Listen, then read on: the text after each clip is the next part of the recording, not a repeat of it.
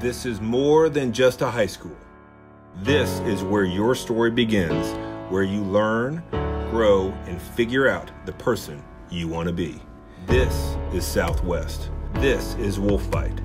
And this is our story.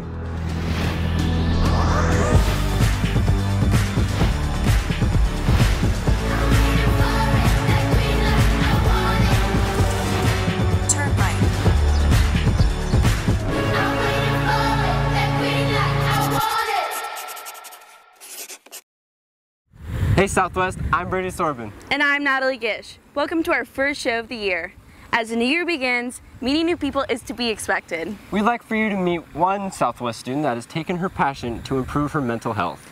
And after that, we'll meet a few more people in a quick and easy way.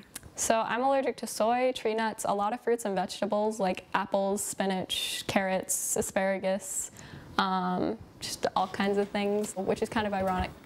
Ironic how? Cammie bakes a lot. But this passion was prompted by a battle that many teenagers fight, anxiety. I just kind of fell almost, like I just kind of hit rock bottom in 8th grade, especially when all my health problems kicked in at the same time. And then I came here and I realized I needed to do something better, especially now that I had a clean slate.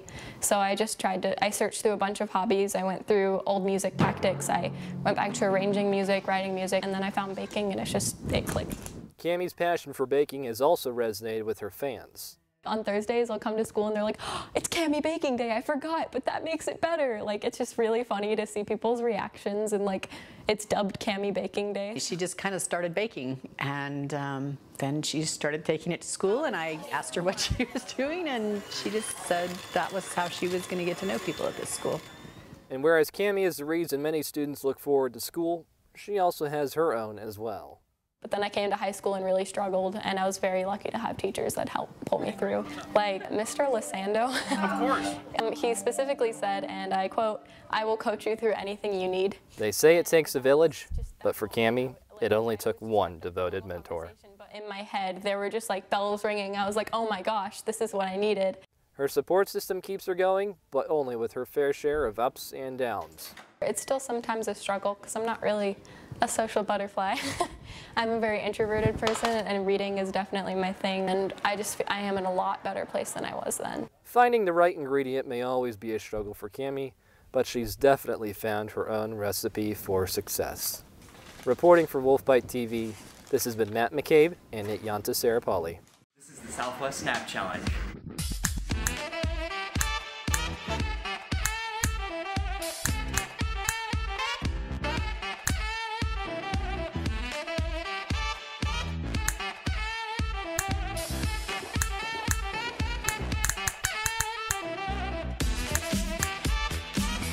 Wow, it's great to see everyone's fresh faces. Now, let's follow two students and their unique way of asking some girls to homecoming. This year we noticed that a lot of girls haven't been asked to homecoming yet, so we figured we'd ask every girl. Every girl. Break!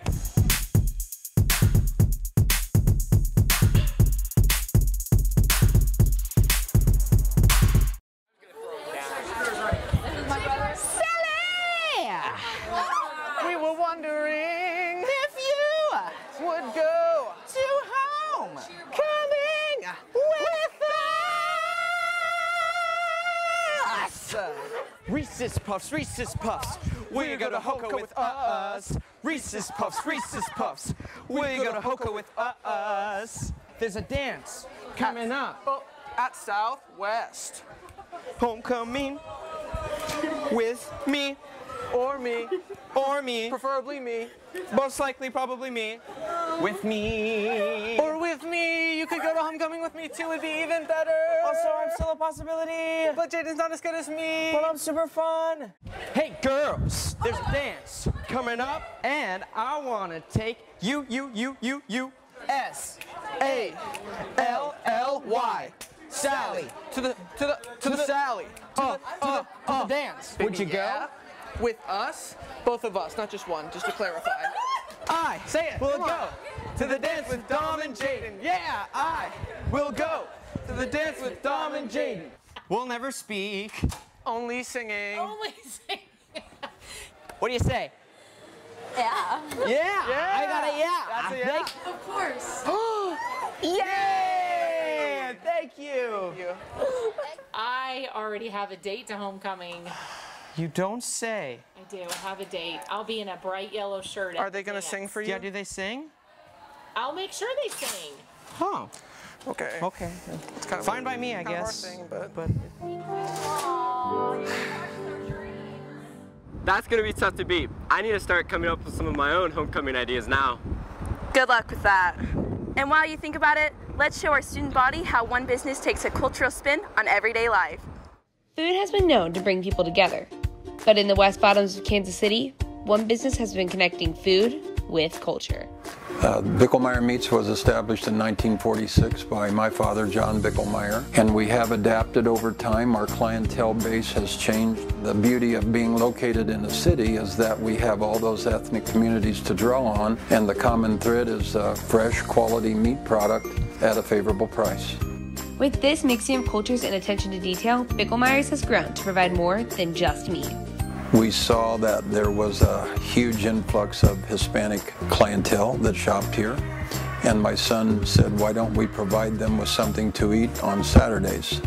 Our meat, with some of our employees' wives, was cooked and prepared and offered on Saturday, and it was extremely well received. The taco bar highlights one of many cultures found at Bickelmeyer's, but the connections go deeper than just the food. We have all different types of customers, you know, I mean, we have Hispanics, Asians, all kinds of different cultures that we can serve up to. They treat you all like family. We are all safe in our comfort zones, and the people of Bickelmeyer's want us to see what it's like to step outside. There is life north of 135th Street. If you were to get in your vehicle and take a 30-minute trip to Bickelmeyer Meats, I think you would enjoy not only the meats and the foods that we have to offer, but the atmosphere that is presented here within the people of different races that shop here. Go take that trip southwest, see what you can find. Reporting from Wolfbyte TV, this has been Crandall Blake and Ana Venegas. Wow, that looks really good. We should go there sometime. But before we do, we need to make sure that we're staying safe. Here's some information about how seatbelts can save your life. Seatbelts can often be overlooked. People don't see the importance of wearing them. But people not wearing a seatbelt are 30 times more likely to be ejected from a vehicle during a crash. And 3 out of 4 of those ejected die from their injuries. And a lot of the accidents we find, we'd have a lot of people that weren't wearing their seatbelts at the time, and which caused more injuries and more deaths. In the last 6 years, 52% of car accident fatalities were unrestrained in Johnson County. In addition, seatbelt use in America has decreased since 2016. Despite this information, a Southwest senior had a life-changing accident in the fall of his sophomore year with a seatbelt that may have saved his life. I was stopping at a two-way stop, and it was 191st in Antioch. I was a fairly new driver, to say the least, and I was unaware that it was a two-way stop, and it was clear to my left, and I can't remember if I looked right or not, but the car came from the right and I was T-boned. I broke my arm during the crash. The car rolled over on it and it broke. I had to wait for the firefighters to come get me out of the car because the seatbelt had locked when we were upside down. So my sisters were able to be cut out of the car because they had no immediate injuries. But having an arm injury, nobody wanted to cut me down because they didn't know if I would fall on it and make it worse, or if I had a neck or head injury. It was really a stressful time because my sister was in the car with me. Luckily she was all right. So if we weren't wearing our seatbelts, it could have been a lot worse, and I can't even imagine what would happen. Connor remembered to wear a seatbelt, but forgetting is the #1 reason why people don't wear a seatbelt, and teens have the lowest use of all age groups. I think it's they get in a hurry and they just don't think about it, and like, oh, or they're like, you know, that's not going to happen to me. I don't need to worry about it. I'm only driving 3 miles. Wearing your seatbelt is a law for a reason. Taking a few seconds to buckle up may save your life. Reporting for Wolfbyte TV, I'm Lainey Caldwell with Alex Rains. Wow, I never knew wearing a seatbelt could make such a difference. It's scary to think about the consequences. You know what else is scary? Math.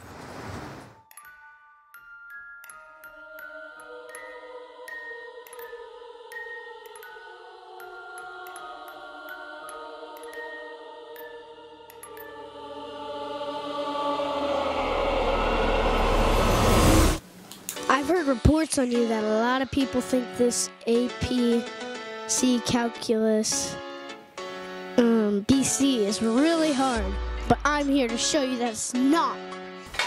My name's Hudson, and I'm going to teach you how to do this summer page.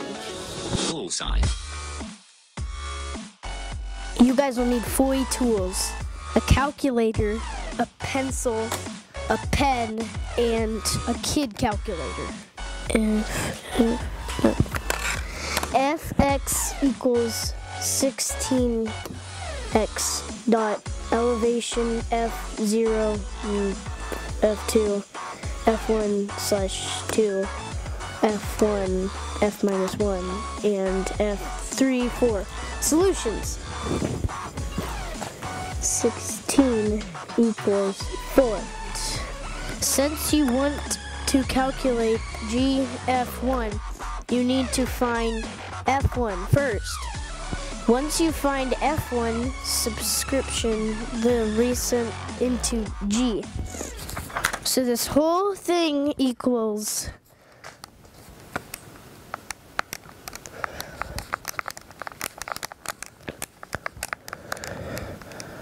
345,191.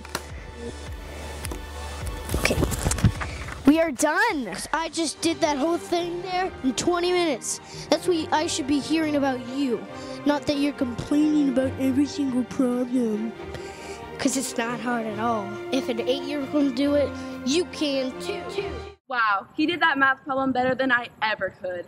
Who knows how smart he'll be by the time he makes it here.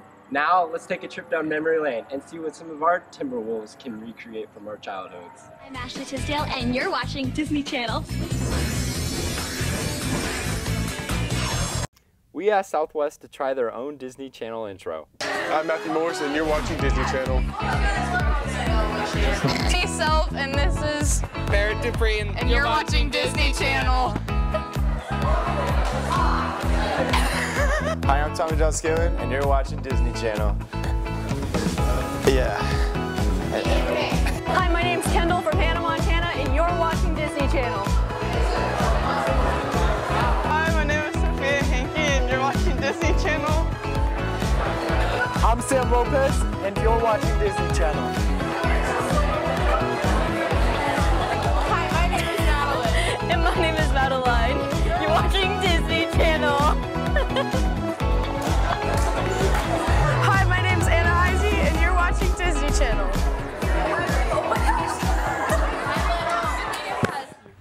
Seeing the old Disney introductions make me miss the older days. Agreed. And as we begin to wrap up, we would like to leave you on a spirited note. Freshmen, welcome to Southwest. We know you're new here, but this is not acceptable.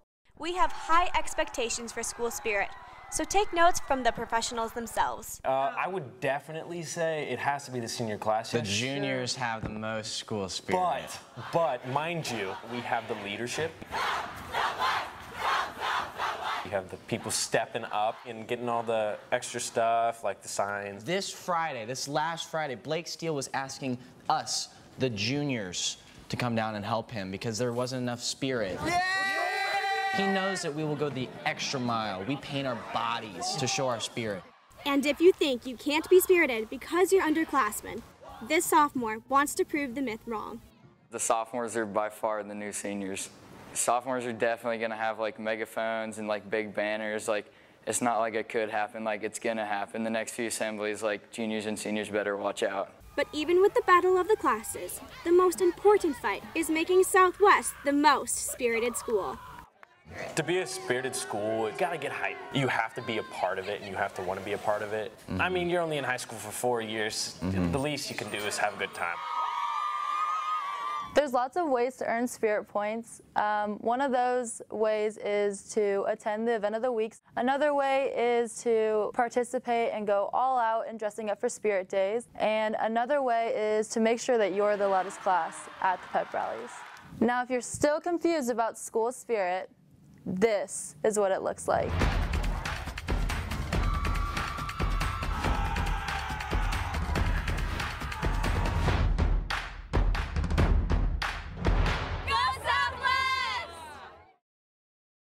Seniors all the way.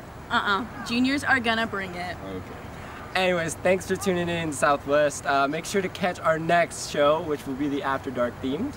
And make sure to follow all our social media to see all our content and to see a behind the scenes look at our group. Peace out, Southwest. Bye, Southwest.